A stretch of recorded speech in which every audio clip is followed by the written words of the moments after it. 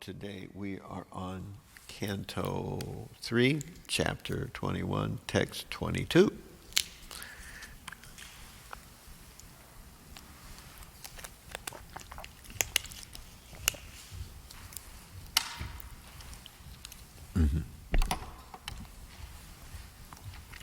Rishi Uvacha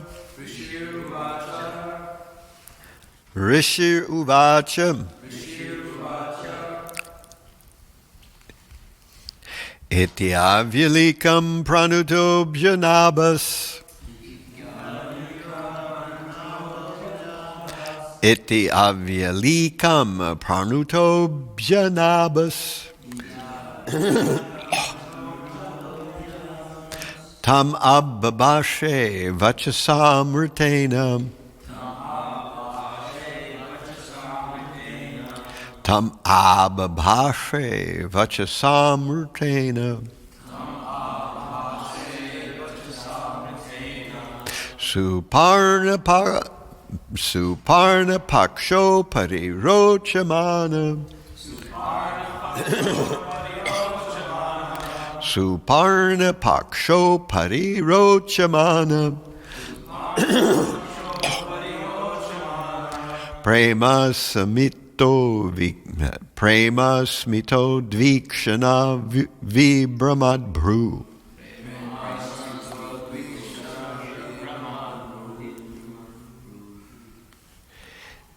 Rishi Uvacha Ityavyalikam pranuto bjanabas Tam abbabashe Vacasāmṛtena Suparna paksho parirochamana Prema smito dvikshana vibramad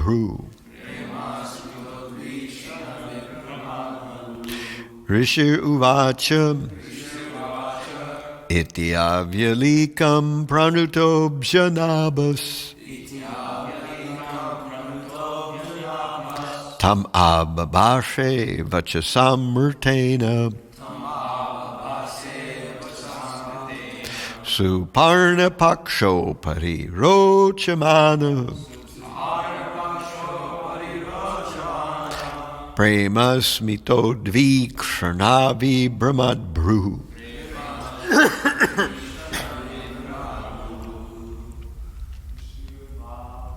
Rishi Uvacha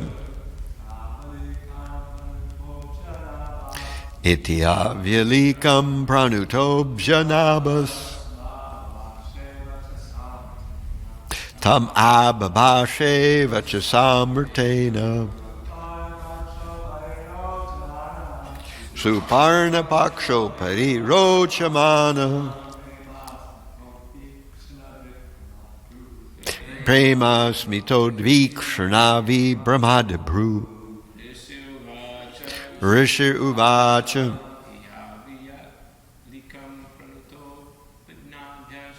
Ityavyalikam pranuto bjanabas Tam abbabashe Vacasāmṛtena Suparna paksho parirochamana Prema smito dvikshana vibramad Rishi Uvacha Ityavyalikam pranuto bjanabas Tam abbabashe Vacasāmṛtena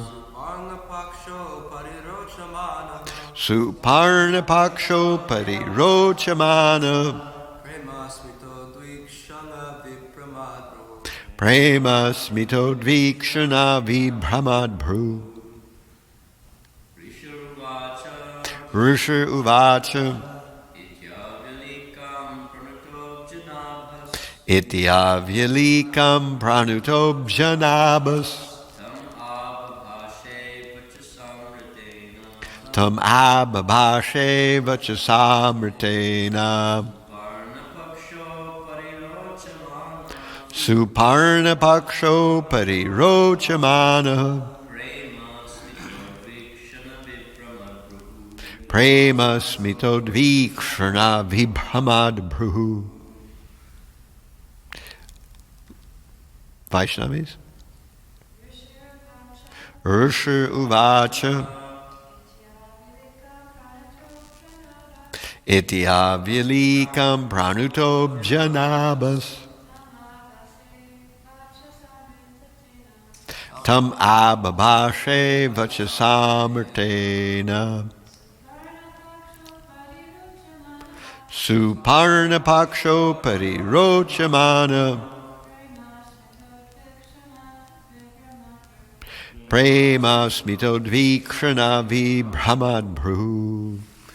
Okay, so the word for word. Rishir uvacha. The great sage Maitreya said. Iti. Thus. Avyalikam. Sincerely. Pranutaha.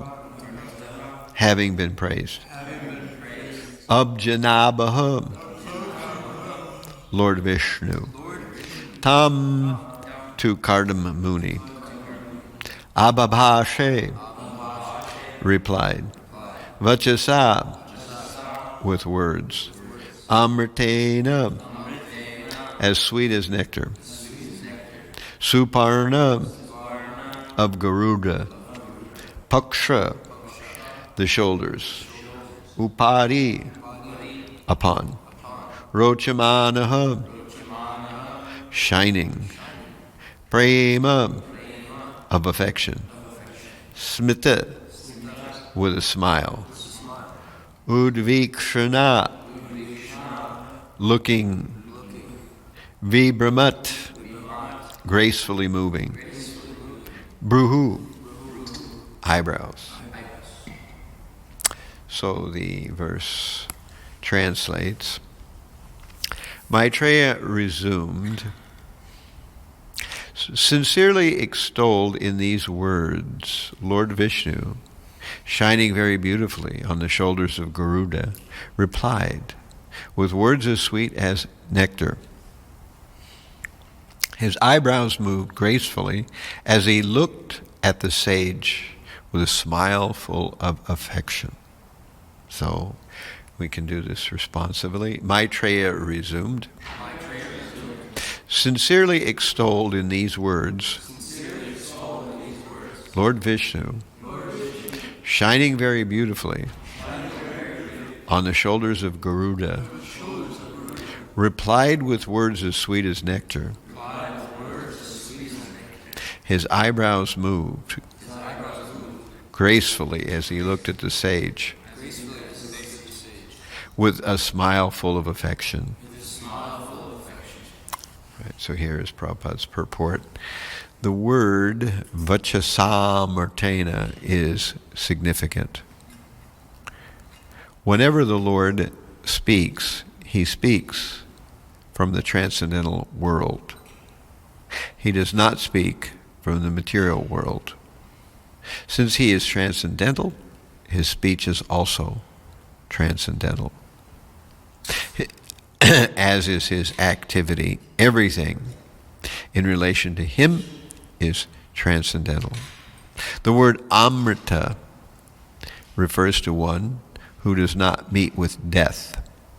The words and activities of the Lord are deathless. Therefore, they are not manufactured of this material world. The sound of this material world and that of the spiritual world are completely different. The sound of the spiritual world is nectarean and eternal, whereas the sound of the material world is hackneyed and subject to end. The sound of the holy name, Hare Krishna, Krishna Krishna, Hare Hare, everlastingly increases the enthusiasm of the chanter. If one repeats monotonous material worlds, he will feel exhausted. But if he chants Hare Krishna 24 hours a day, he will never feel exhausted.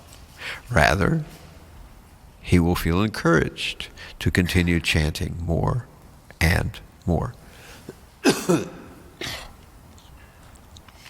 When the Lord replied to sage Kardama, the word Vacasāmṛtena is specifically mentioned. Since he spoke from the transcendental world, he replied in transcendental words, and when he spoke, his eyebrows moved with great affection. When a devotee praises the glories of the Lord is very satisfied, and he bestows transcendental benediction upon the devotee without reservation, because he is always causelessly merciful toward his devotee. Rishi uvacha iti avyalikam pranuto bhyanabas tam ababashe Vacasāmṛtena suparna pakshopati rochamanaha prema smito dvikshana vibramad bruhu. Maitreya resumed,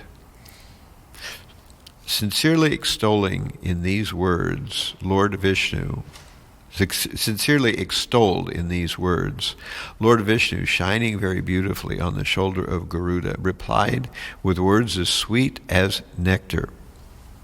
His eyebrows moved gracefully as he looked at the sage with a smile full of affection. To recap what's been going on in this section, the first 6 verses of this chapter were about Vidura inquiring about Swayambhuva Manu. Then from 7 to 12, we had Kardama offering prayers to invoke the presence of the Supreme Lord. And those prayers were so wonderful that from 13 to 21, rather from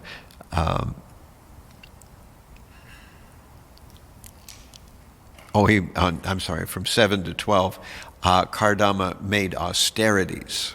He didn't offer prayers yet. He made austerities. From 7 to 21, he performed austerities. And then from 13 through 21, which we just finished yesterday, that section is where Kardama Muni was offering prayers to the Lord. So when Kardama Muni made various austerities, as we were discussing the other day, the Supreme Lord was so pleased with Kardama Muni that he shed tears, enough tears to create an entire lake, and that lake was called Bindu Sarovara.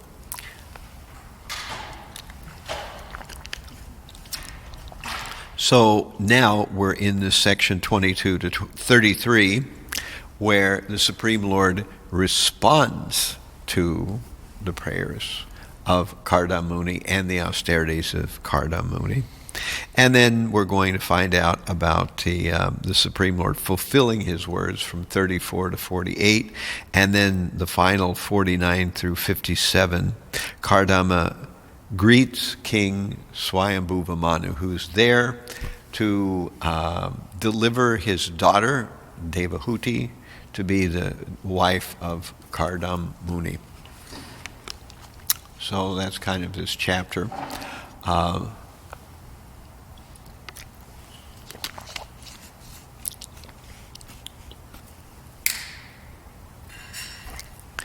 This chapter, at least this verse that we're in today in the purport, we hear a contrast between the spiritual and the material world. That the spiritual world is a transcendental place full of nectar, and Prabhupada uses the word Vacasāmṛtena, which is part of this verse today. Words like nectar. I often hear these or read these sections in Bhagavatam, and when I read them, I can imagine that there must be some kind of powerful emotion or feeling behind them, but I'm completely removed from that. I can just sort of imagine what it maybe is like or something like that. Because going on in spiritual life, we read and hear about these descriptions of the emotions, these descriptions of the feelings, these descriptions of the interactions with the Lord. We hear about the spiritual world. And at least I long one day to get some sense of what this is actually like from an emotional point of view, what it's actually to connect with this. There are times, of course, where bits of this peek through, even in someone as dry of spiritual realization as myself. Sometimes they peek through. You get a little sense. And I know these things are actually real, because occasionally you do get a snatch of this other world that we keep talking about, this other reality that we keep discussing, that the great sages describe, and the Bhagavatam describes, Bhagavad Gita describes. And one day we will feel it more and more. It won't be so radical. It won't be so distant. The reason it's distant, of course, is that for many years, many lifetimes really, not just years, but many lifetimes, we have put aside the Supreme Lord and followed our own material ambitions. And because of that, the Supreme Lord had no place in our lives. And we are habituated to put the Supreme Lord in a distant position. And gradually, through the process of devotional service, this heinous tendency that we develop for so many lifetimes is being washed away, and we are drawing near to the Lord by degrees, depending on how purified you are, how seriously you apply it. Prabhupada mentions here that one can chant the holy name 24 hours and not feel tired, but if one chants some mundane sound vibration, one will immediately feel hackneyed. One will not be able to keep it up. Of course, then we can ask ourselves the question, could we chant 24 hours? Have we got that kind of taste for the holy name yet? It's certainly there. Little by little, the holy name becomes more of a reality instead of just one of those things that we do because we know we should do and we have some vague sense of how to do it. But if we make an effort to really focus in on the holy name, our entire life will change. And it's not an easy activity to come to grips with. It's so elusive in many ways. There's nothing in our previous life that prepared us for the holy name. Even if we were born in India, we really never came in contact with something as a process that is so kind of mysterious and yet simple and yet promises so much, and at the same time seems to be so elusive. We try to chant, but sometimes I find myself chanting, and just after a little while I find I'm just so tired that I just have to take rest or something like that. I know I got off on the wrong foot some kind of way, that as a result of starting in a wrong mood, the mind is doing everything but focusing on the holy name. And after some time, the holy name just seems like becomes more burdensome. But there are other times where I manage to sort of grasp the right attitude, and I can somehow, I don't know what to call it, get in the groove, get in the zone where somehow or other I'm hearing the holy name and there's not a lot of distraction and I'm focusing in. And then it is kind of a mysterious experience that there's a kind of a trance there, there's a kind of a focus there, and that after an hour or so of chanting in that kind of mentality, the feeling that you experience is very different from just struggling through, or just doing your rounds to do them, just mumbling through some kind of way or another. But we should know that whenever we start to chant, we will be attacked either by the mode of passion or by the mode of ignorance. It will certainly happen. If we're attacked by the mode of ignorance, we'll try to go to sleep while we're chanting. We won't be able to stay awake. If we're attacked by the mode of passion, instead, we will think about something else, or do something else, or be preoccupied with something else while we're chanting. So in this way, the modes of nature are harassing us mightily while we are trying to chant the holy name. And if we can somehow come to the stage where we are actually chanting with some modicum of focus, then this is really an achievement.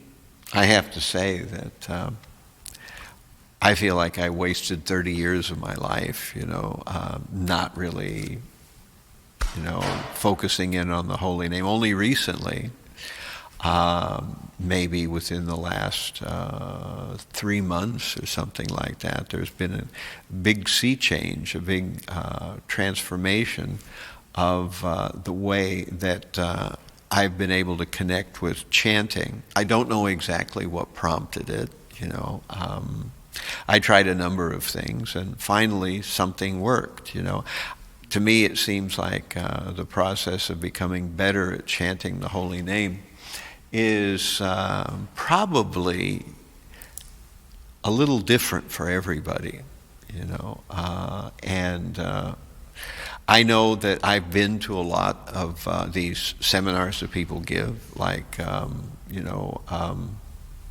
Satchidananda Swami, his various seminars on chanting, and I've been to those sessions, gone through a day or two of various techniques and that, and for the most part, I'm thick as a brick. It didn't do much for me, but sometimes somebody says something, and for some bizarre reason it clicks. For some reason it means something. One time, I think it was Ravinder Sarup mentioned something about how Prabhupada once said that you should chant your rounds like you're paying attention to hearing yourself chanting.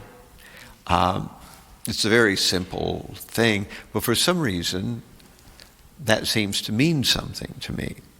And then recently, Matuna said something about this idea of the holy name as a person. Of course, we know that's true philosophically, but thinking about the process of me chanting as somehow a person, I don't fully grasp it, but just thinking about that, or having that sort of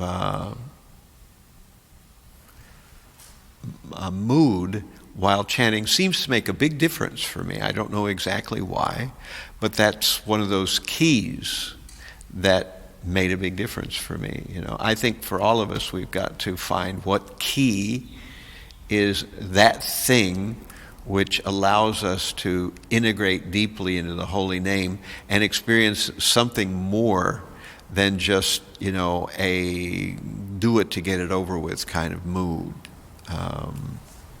And at least these are a couple of things that have occurred to me and happened to me recently. I thought of that when we were discussing here in this verse, because Prabhupada mentions the fact that one can chant 24 hours a day and never feel tired. I'm not there, but I'm certainly a lot closer than I was 6 months ago, so something has changed. And I keep coming back to the fact that in Krishna consciousness, we can do all kinds of austerities, we can learn all kinds of things, but the thing that gives us the most bang for the buck, as they put it, is somehow making an effort to figure out what it is in our life that will increase the quality of our chanting. How we will do it, what key it is, what process it is, what environment, what technique we have to undergo to notch up the quality of our chanting. And if we can do that, we've done more than we could have done with a lot of other possible things. This is the one thing that has really made a big difference in our spiritual life. It's not an easy thing. And of course, Vacasāmṛtena, here these nectarean words. So the holy name is, of course, nectarean words. This Lord is speaking nectarean words. Who's he speaking to? He's speaking them to Karda Muni. And this is being described to Vidura by Maitreya. Why is the Supreme Lord there? Because, as we said, Karda Muni performed austerities, and then he offered these nice prayers. The Supreme Lord was touched. And we can think about, the Supreme Lord has everything, he does everything. But nevertheless, he was moved by Karda Muni's austerities, so much so that he shed tears. You would think that the Supreme Lord could not be impressed by anything. However, he was impressed because of actually the devotion of Karda Muni. And then this question has come up in our classes over the last few weeks. Karda Muni is a great devotee, and here he is meeting the Supreme Lord, and he's going to ask the Supreme Lord for a wife. It seems like, what's up with that? And Prabhupada actually answers that question, but I'm not sure what to make of the answer. I saw it the other day, and I'm going to go back to it. It's in verse 16 in the purport. A question may be raised. Since Karda Muni was advanced in spiritual life, then why did he not ask the Lord for liberation? Why did he want to enjoy material life in spite of his personally seeing and experiencing the Supreme Lord? Here's Prabhupada's answer. The answer is that not everyone is competent to be liberated from material bondage. It is everyone's duty, therefore, to enjoy according to his present position, but under the direction of the Lord or the Vedas. So what we are gradually learning about, and what will be a theme in not only the verses that have come before, but also in the next few verses in this same section, that we will hear about akama and sakama devotees. So akama and sakama devotees. So akama means devotees who have no material desires, and sakama means devotees who have all kinds of material desires. And what is all that about exactly? This is nicely described in Bhagavad Gita in the 9th chapter. Let me go there.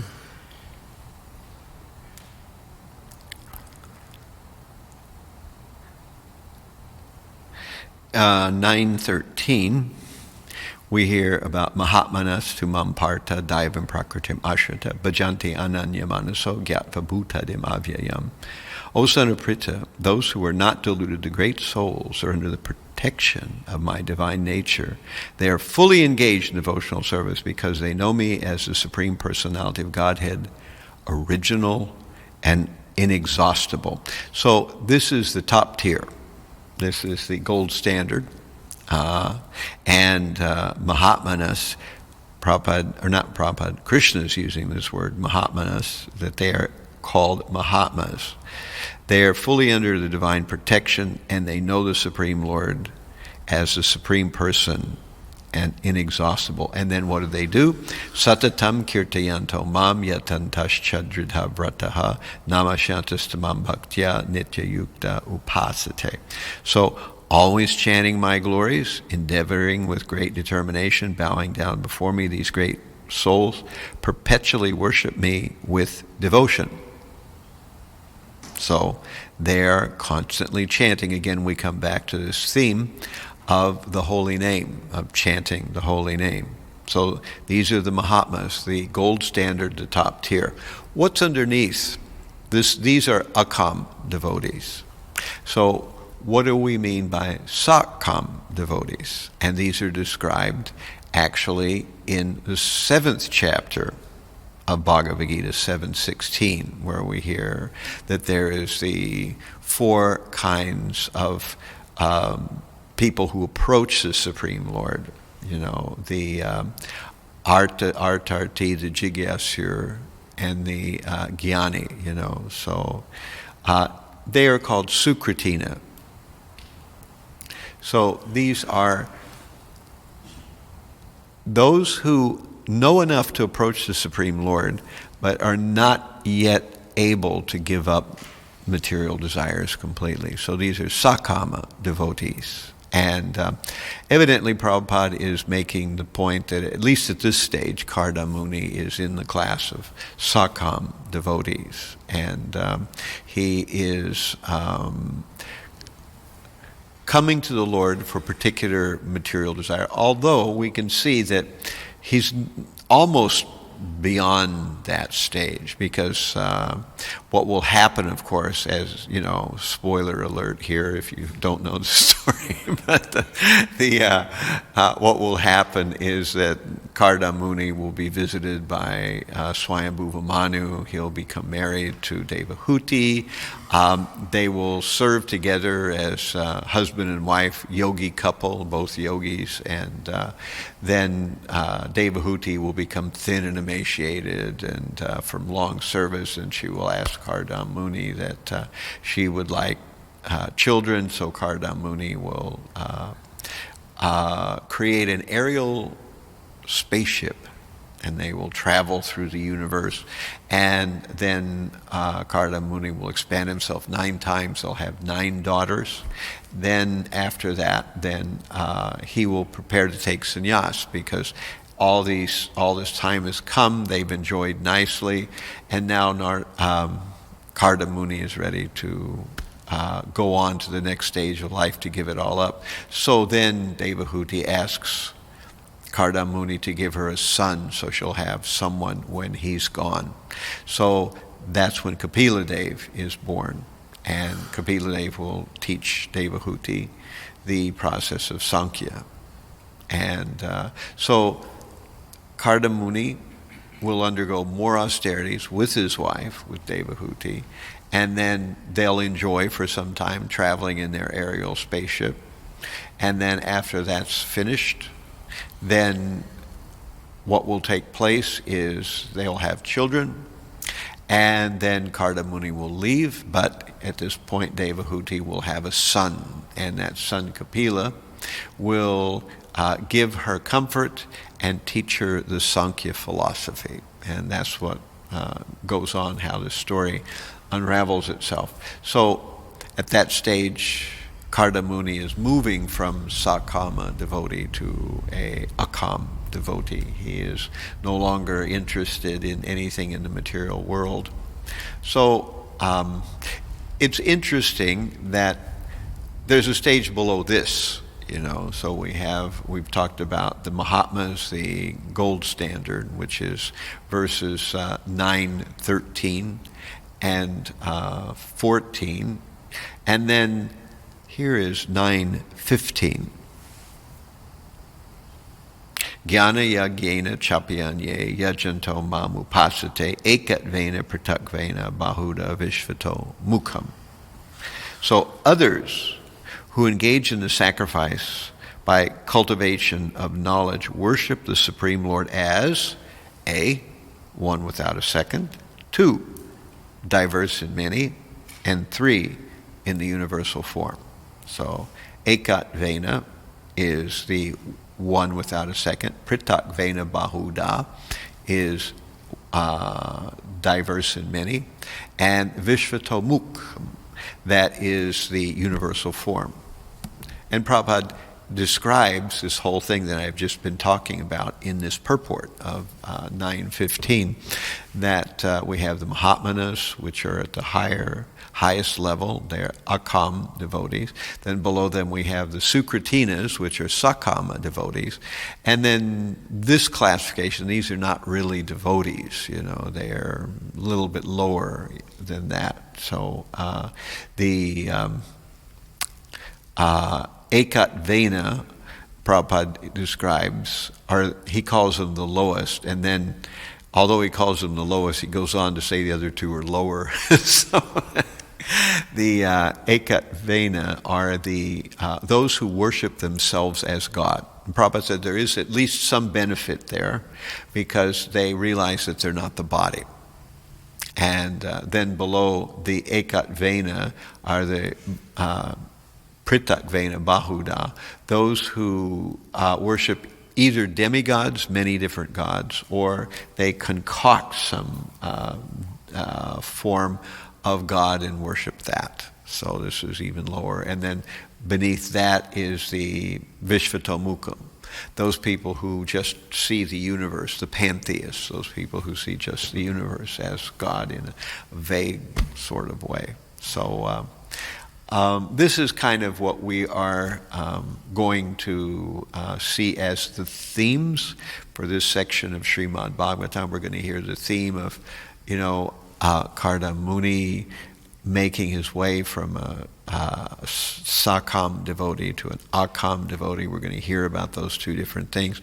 We're going to hear about the Supreme Lord hearing and fulfilling the desires of the devotees, even when those desires to some extent are material.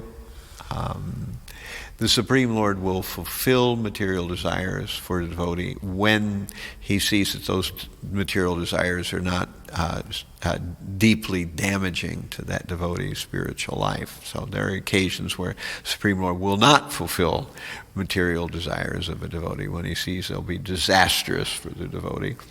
But in some cases, the Supreme Lord will, to a certain extent, fulfill material desires, and at the same time allow the devotee to become gradually, released from those material desires. And so this is kind of the way it works. And to me, this kind of reminds me of how this process works, that when I was really little, when I was, I guess, must have been about 7 or 8 years old or something like that, I really, really heard and wanted to visit Disneyland. I heard about it. This was before they had Epcot Center. This was the one and only Disneyland in Anaheim, California. So I meditated on it. I got maps of it, and I saw what the rides were, and I kind of thought about it. These are the pipe dreams you have as a child. These kind of things. You really think this is going to be, the cat's pajamas. It's going to be just so wonderful if you can go there. Of course, my parents had no intention of going to Anaheim, California, and taking me to Disneyland. However, some years later, I got a call from my parents, and they wanted me to come and meet them in Disneyland in Anaheim. However, I was 21 at the time, so at that time I had absolutely no interest whatsoever in going there. But even at that point, I wasn't a devotee at the time, but I just thought about how, here was a desire that was just so center in my life at one time. And finally it gets fulfilled at a time when I'm totally not even interested in it. And of course, I was totally bored.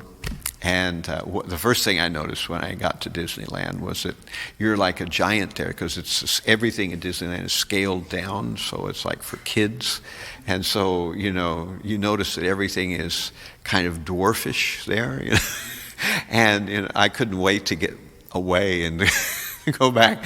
But I thought about how, how desires change over the years, that you have these desires as a child, and then later on you get older and they no longer mean anything to you. All right, so I want to leave some time for questions and feedback. So if anybody has any questions or comments, we can.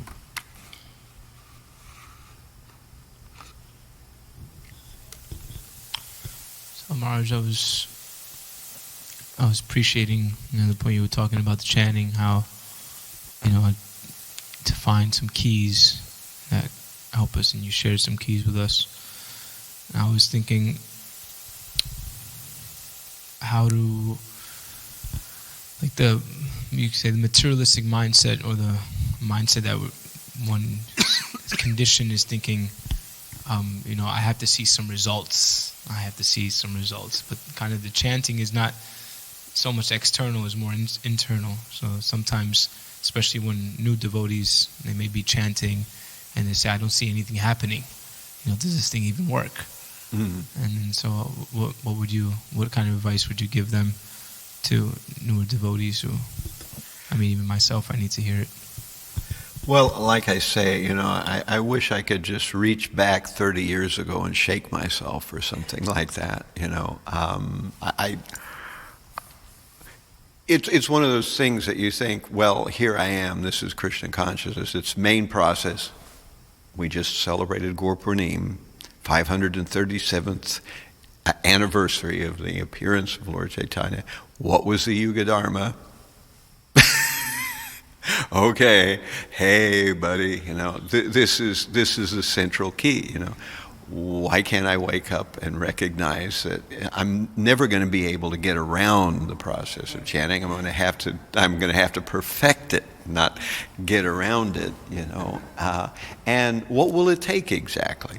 One thing that I always have noticed, that even if I'm chanting crummy rounds, but I'm struggling to chant, that there is an effect, and one of the things I've done for years and years and years is pray to the deities to somehow help me to figure out what it would take to increase the quality of my chanting, But you can go on year after year, and the chanting is just kind of one of those things you do because you should do it. You've made a vow to chant 16 rounds, so okay.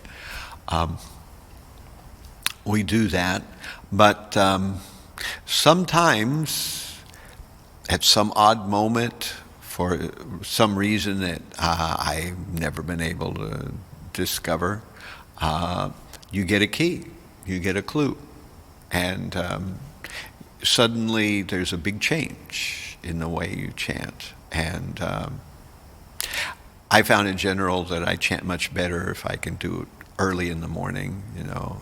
I took a hint from Ram Roy about that. That's where I started to get back into that. I found that makes a difference. I found that it makes a difference to chant down here. I found it makes a difference to chant with Tulsi. Although sometimes I'm not able to do that, for one reason or another, but those things seem to make a difference. again, if there is a will, first thing sometimes I have to pray for the desire to want to desire to change my japa to a better. It's kind of, you have to even go one step further removed. That you pray for the desire to have the desire to want to increase your japa. We just think about it. Yeah, I should want to increase my japa. Okay, what's for prasadam? It's kind of like that. We have to pray to have the desire to want to increase the desire, and then when we want to increase the desire, then we pray to have the Supreme Lord reveal what it is that will bump us up a notch. What will it take? What are other people doing? What have other people done or said? What are some of these techniques that people talk about? Do they work or not? If they don't work, fine, just move on and try something else, But if you are making an effort on a daily basis to figure out what it takes to increase your chanting, its quality, that in itself will eventually bring you to the perfection, because the desire is there. Krishna wants you to perfect your japa. You want to perfect your japa. It's going to happen, but may not happen right away. So, and when it does, it's kind of at that point, if you're really chanting well, then a lot of problems are just no longer problems, because all problems start in here. There's that, what we call consciousness, what I call that warm and fuzzy thing between your ears. It's consciousness, And if you can fix that, you've fixed all your problems, basically, because that's where they are. And that is the process for getting out. As we said, that's Lord Chaitanya's process, is through chanting we purify ourselves and we leave the material world. I think some others had questions too. Yeah. Hari Krishna Prabhu, please accept. What is your name, Prabhu? Bhakta Fred. Bhakta Fred. Vren? Fred. Okay, Fred. Sorry. Please accept my humble obeisances and thanks for the nice class. I was actually wondering, what really are material desires? Is it family life, or sorry, it's kind of a complex question. I'll try and do it as best I can. Is it family life, or is it just the desire to enjoy things? And I find that this question comes up in my personal life when I'm tired. When I'm not tired, I don't have complaints about this process really at all. But when I'm tired, it's like I'm a different individual, and I just think, why attempt brahmachari life if it could be that I'd be more interested in Krishna consciousness and more fixed doing like a grihastha life. So I'm wondering, what is the real benefit of pushing yourself to where you want to just do things against Varnashram Dharma? Against Varnashram? So I mean, when I'm tired, I'm just I'd rather just be on my own. You can't really, that's not really a possibility, But if I was I'm just wondering if it's better to how do we know if we're supposed to be brahmachari or we're supposed to be grihastha, that kind of stuff, that I'm not just doing it whimsically because I think it's better or easier because there's less overall suffering. Well, generally we try to explain to everyone that it's better to try to start off with the goal of remaining celibate, whether you're a Mataji or whether you're a man. But if it just isn't working over some time, then the reasonable thing is to, and I always think that this particular section of Bhagavatam is the perfect situation. That Karda Muni does not decide to go bar hopping or go on Tinder or something like that. He's he's just asking the Supreme Lord that, okay, my dear Supreme Lord, I have this desire, I have this desire, I haven't seemed to be able to shake it.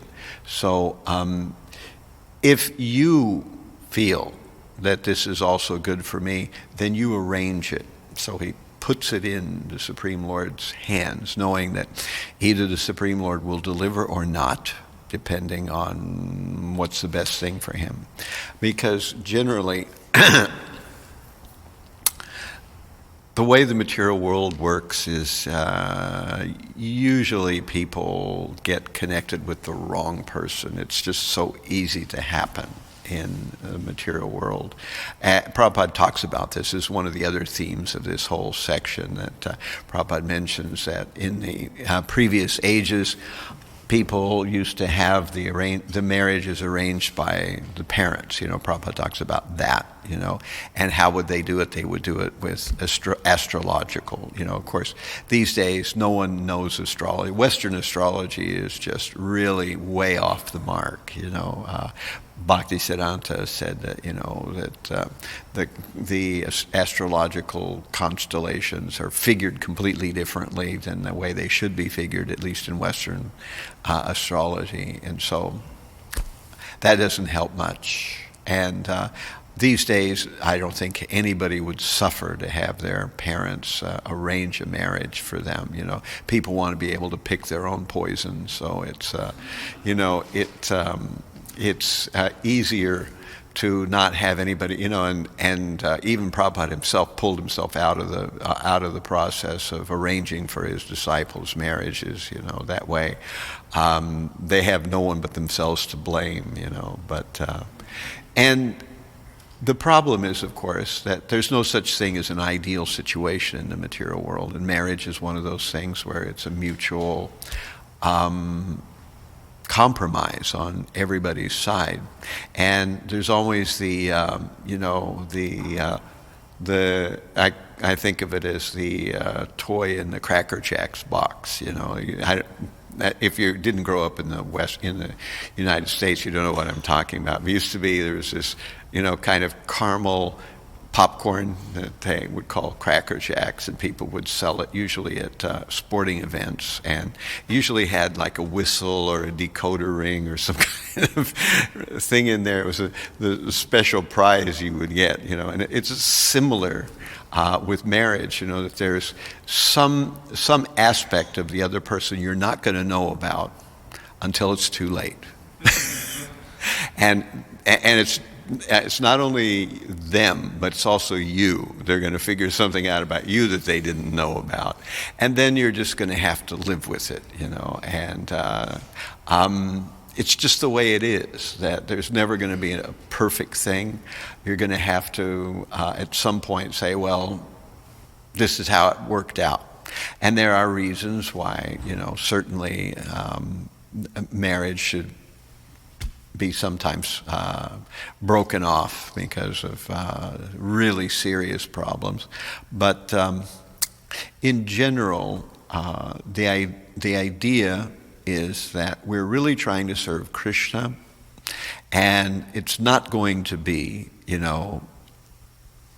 ice cream and peaches or anything like that. It's not going to have only the good side. There's going to be a lot of work. Any relationship's going to have a huge amount of work involved in it. And it's not going to be easy. There are going to be times when it's going to be difficult. And if the whole marriage is based on material happiness, it's not going to fly. It's going to fall apart. If it's based on both partners realizing it's a commitment to serve Krishna and to work through the necessity to go from, as we've been talking about, sakama devotion to akama devotion. And we do that through the process of Vivaha Yagya, the marriage ceremony. So that's a few things I would say about it. Of course, there's much more that can be said about it, and that's one of the main themes of this part of Srimad Bhagavatam. You had a question, Dharma? I just had a quick comment. Thank you for sharing your realization about chanting. Thank you for sharing your realizations about improving chanting. I do Harinams that are either 3 hours or 4 hours, and I went on a couple that were 12 hours, so, or actually 3. And one thing I notice is that if you're looking at your watch wondering when it will end, that if you just try to absorb yourself in the holy name, the time will go by, and right. And it'll go by very, very quickly. And so whenever I find when I'm in that mode of just wishing it was over, I just go back to really absorbing myself in chanting, and then you're really in a transcendental state, and the time doesn't really matter anymore so much. Right. And that's one secret, that the reason the job is difficult is you're listening to your mind instead of listening to the holy name, and if you just go back to listening to the holy name, then it'll be all right. Yeah. It's those kind of things that sometimes it takes years to really recognize that you're doing that, in your mind, and that, this is the way, this is my, how long will I suffer this attitude, how long will I just do it without thinking about it and not take it to task in some kind of way. Harmony. Hare Krishna. Thank you, Maharaj. Since we're on the topic of improving chanting, I just wanted to offer the point that probably most people have heard His Grace Mahatma Prabhu's affirmations, japa affirmations, and they're just magical. I just love them. I have them. I had to buy the little book to have them all, easily accessible, because they're really transformative. If you tell yourself, when I tell myself those affirmations, especially the one that I love to chant, I want to chant, I love to chant, I get to chant, something like that. Oh. And if I just tell myself those things before I chant, then it really sets the tone for the whole japa session, and it really allows one to adopt those sentiments that are in the affirmations. That when I chant, I turn off my world and I turn on Krishna's world. Right. So these words are really meaningful, and they really set a right structure, mindset for chanting. And another thing that's been helpful for myself, you mentioned His Holiness Srila Sachinandan Maharaj, who I'm a big fan of. And anyways, at one point I was hearing his japa recommendations too, and that was super helpful for myself. And I had he has a small book you've probably seen, Nam Rahasya. It's a really nice book, small but really powerful, with quotes from Bhaktivinoda and others about chanting and how to go about increasing increasing one's quality and quantity. And so I just wanted to share those thoughts since we were on the topic. Hare Krishna.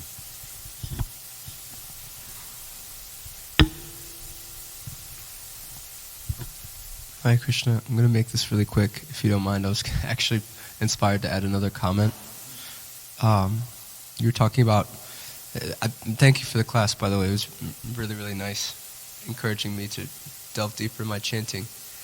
I was listening to a class by His Holiness Bhakti Tirtha Swami yesterday, and he talked about how we actually our desires had to be bigger than what we're at now, like what we can even conceive of, because the more we create bigger desires, the more Krishna will reciprocate with them, the more sincere we become. And so kind of tying this in to this idea of that the Holy Name is actually a person. So we're actually creating a relationship with the Holy Name.